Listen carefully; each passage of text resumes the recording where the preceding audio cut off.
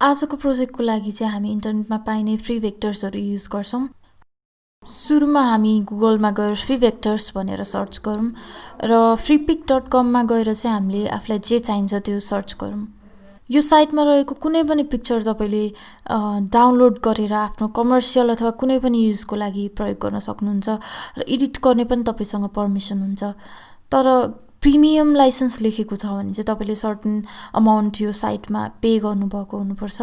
Freely तपाईँले यो साइटको पिक्चर्सहरू download गरेर युज गर्नको लागि चाहिँ तपाईँले एट्रिब्युट गर्न चाहिँ जरुरी छ, लिङ्क राख्न चाहिँ जरुरी छ। मैले यो साइटबाट यो क्रिएटरबाट यो पिक्चर झिकेर युज गरेको छु है भनेर। अब त्यो डाउनलोड गरेको फाइल्सहरूलाई चाहिँ हामी इलस्ट्रेटरमा खोलौँ र नयाँ फाइल क्रिएट गरेर आफूलाई चाहिने क्यारेक्टर्सहरू चाहिँ त्यसमाथि पेस्ट गरौँ। प्राय जसो यी डाउनलोड गरेको भेक्टर्सहरू चाहिँ ग्रुप मिलाएर राखेको हुन्छ। जस्तै हातहरू छ भने हातको पार्ट्सहरू एउटा ग्रुपमा र कपालको लेयर्सहरू डिफ्रेन्ट लेयर्सहरू एकदमै धेरैवटा लेयर्सहरू हुन्छ र सबै लेयर्सहरूलाई फेरि मिलाएर एउटा क्यारेक्टर सिङ्गो हुने गरेर फेरि ग्रुप गरेको हुन्छ र जुन त्यो क्यारेक्टर नै एउटा ग्रुपभित्र छ त्यसलाई चाहिँ हामी अनग्रुप गरौँ र हात खुट्टा हेयरको लेयर्सहरू भनेर बसेको ग्रुपहरूलाई चाहिँ ग्रुप नै रहन दिउँ। वेभ गरेको हात चाहिँ यो केटावाला क्यारेक्टर जुन फुच्चेवाला क्यारेक्टर छ त्यसमा भएको हात चाहिँ हामीलाई यतापट्टि युजफुल हुने कारणले गर्दाखेरि मैले केटीको जुन हातको लेयर छ त्यसलाई चाहिँ डिलिट गरेर त्यो फुच्चे केटावाला क्यारेक्टरको चाहिँ हात मैले यता लिएर आएको छु। र हाम्रो दुईवटा क्यारेक्टर चाहिँ दुईवटा डिफ्रेन्ट स्केलमा छन्, एउटा ठुलो छ एउटा सानो छ। त्यही भएर हात हामीले लिएर आएपछि चाहिँ यो हाम्रो केटीवाला जुन फुच्चीवाला क्यारेक्टर छ उसको बडीसँग मिल्ने गरेर चाहिँ मैले यसलाई रिसाइज गर्नुपर्ने हुन्छ। यो जुन ब्लिङ्किङ आई इफेक्ट हुन्छ आँखा झिम्केको जस्तो त्यो चाहिँ एकदमै सिम्पल भएको कारणले गर्दाखेरि पेन टुल युज गरेर ड्र गरौँ। एकतिर चाहिँ चुच्चो एकतिर चाहिँ वाइड बनाउनुको लागि चाहिँ मैले विड टुल युज गरेको छु।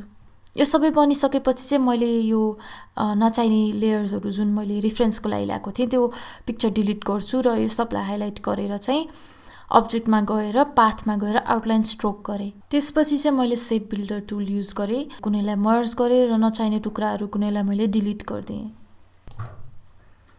जुन बनेको सेप छ त्यसलाई चाहिँ मैले लगेर आफ्नो ओरिजिनल आर्टबोर्डमा पेस्ट गरेँ र आँखाको लेयर कुन चाहिँ हो एक्ज्याक्टली थाहा पाउन चाहिँ हामीले हाइड गर्दै फेरि अनहाइड गर्दै फाइन्ड गर्न मिल्छ। आँखाको ठ्याक्क जहाँ राख्नुपर्ने हो ब्लिङ्क गर्दाखेरि त्यो ब्लिङ्क भएको इमेज जहाँ हुन्छ त्यहाँ चाहिँ लगेर मैले प्लेस गरेँ, रिसाइज गरेँ र कलर पनि त्यो ओरिजिनल आर्टवर्कसँग मिल्ने गरेर कलर पनि मैले चुज गरेँ। कपी गरेर फ्लिप गर्नको लागि चाहिँ हामीले रिफ्लेक्ट टुल युज गर्छौँ। अब यसरी डाउनलोड गरेर ल्याएको क्यारेक्टरलाई चाहिँ कतिको चेन्ज गर्ने हो त त्यो आफ्नो चोइसको कुरा हो।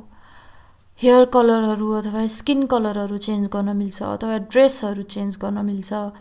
मैले चाहिँ यो आइलिडको सानो एडिट गरेँ र म चाहिँ हेयरको लेन्थ एडिट गर्न गइरहेको छु।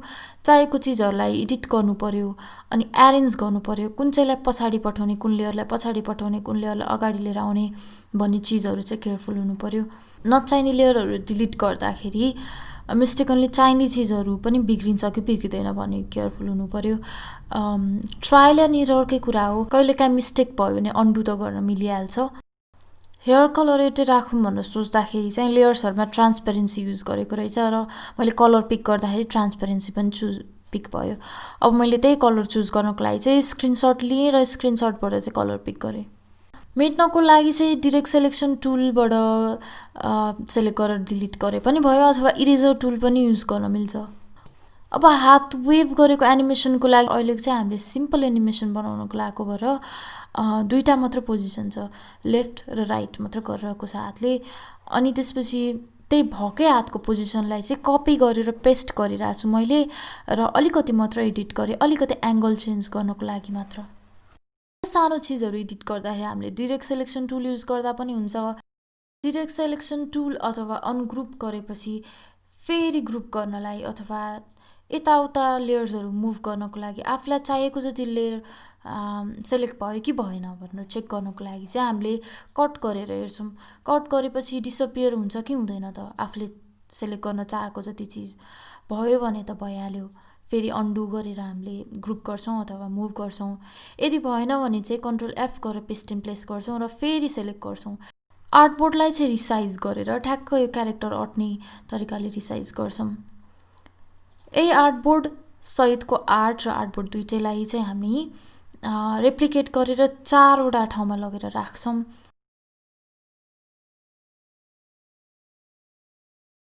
एउटा आर्टबोर्डमा चाहिँ ओपन आई र एउटा ह्यान्डको पोजिसन भएपछि नेक्स्ट आर्टबोर्डमा चाहिँ हामी ह्यान्डको पोजिसन चेन्ज गर्छौँ र आँखा चाहिँ जस्ताको तस्तै नै राख्छौँ।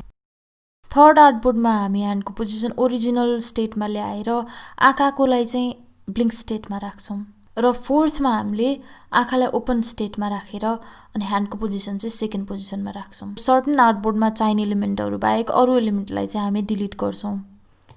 अब यो इलस्ट्रेटर फाइललाई चाहिँ हामी सेभ गर्छौँ र सेभ एजमा हामीले PDF फाइल फर्मेट चुज गर्छौँ। एउटा दुईटा एलिमेन्ट मात्र मुभ हुने यस्तो सिम्पल एनिमेसन बनाउनको लागि यसरी PDFमा एरेन्ज गरेर राखिसकेपछि हामी EasyGIF भन्ने वेबसाइटमा जान्छौँ र हाम्रो PDFलाई चाहिँ अपलोड गर्छौँ। हामीले मिलाएर राखेकै अर्डरमा छ कि छैन एकचोटि चेक गरेपछि हामीले मेक अ गिफमा गएर क्लिक गर्छौँ र हेर्छौँ।